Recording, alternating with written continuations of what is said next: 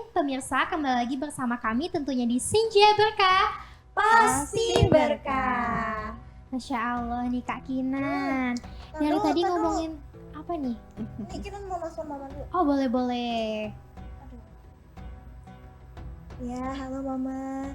Iya, habis ini nggak jadi. Habis ini nanti Kinan pesenin ya bedaknya di Shopee. Iya. Iya, maaf ya Maya. Tadi aku kasar ya sama mama ya. Aku nggak mau jadi anak durhaka. Iya. Oke, nanti pulang aku masakin. Mau apa? Mau cireng? Mau apa nih? Mau dibawain Masya makanan? Allah, Iya. baik banget ya. Boleh. Nanti aku bawain 10 biji. Ya, 10 kantong juga nggak apa-apa. Oke, iya, I love you.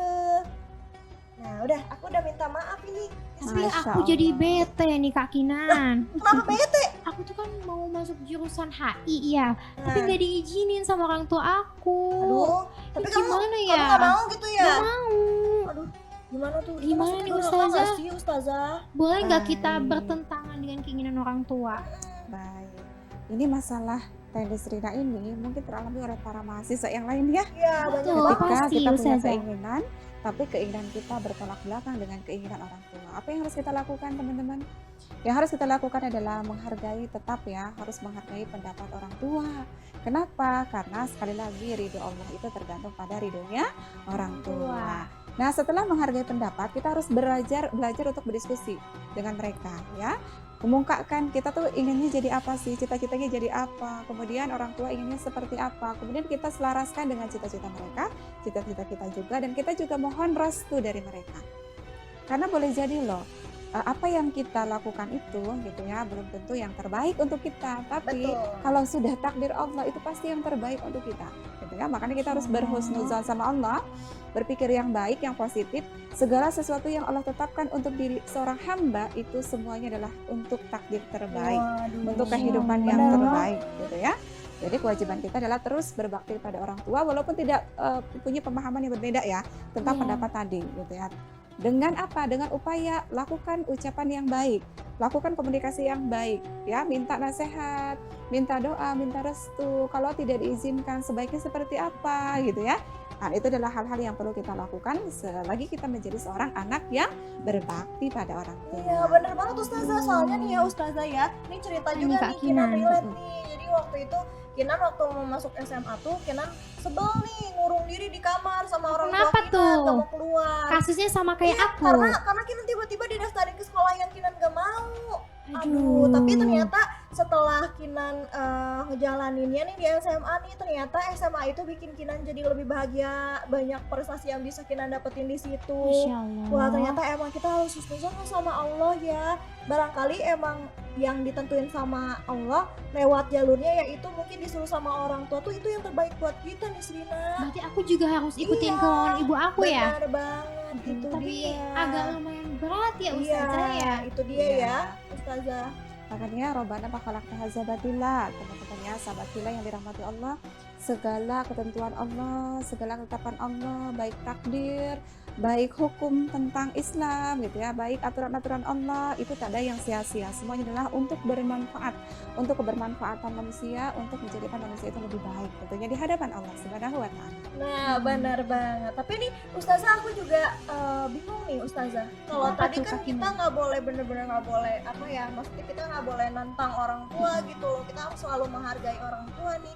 Apa yang dikatakan juga harus kita turutin. Tapi kalau misalkan di situasi misalkan hal tersebut tuh bikin dosa, Ustazah, misalkan orang tua kita nyuruh kita melakukan Oh, sesuatu iya. yang bikin dosa.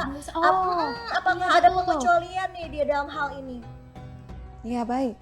Bagaimana sih kalau misalkan kita taatnya pada hal yang buruk ya Iya, gitu ya? benar Ustazah. Boleh nggak sih kita taat pada hal keburukan?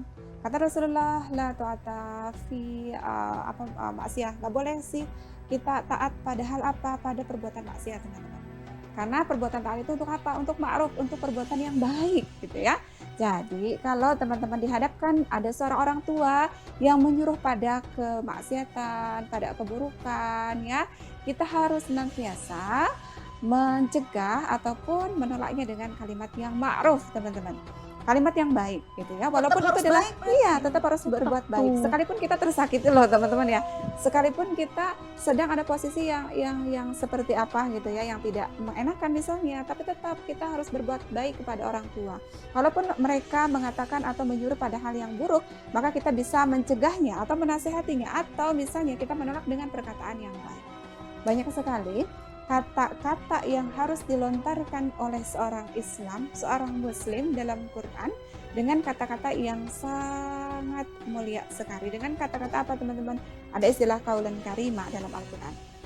Kaulan karima itu adalah perkataan yang mulia gitu ya. Iya, Masya Ada Allah. kaulan baligha, perkataan yang membekas dalam diri gitu ya. Artinya apa? Kita juga kalau berbicara kepada orang tua itu bagaimana caranya kita bisa masuk ke dalam psikologis mereka, sehingga ya dengan kasih sayang lah ya, melihat dengan bi'aini rahmah, dengan mata penuh kasih sayang. Kemudian apa? Kaulan layyina ya, penuh lembut ya, kata-kata yang penuh lemah lembut gitu ya.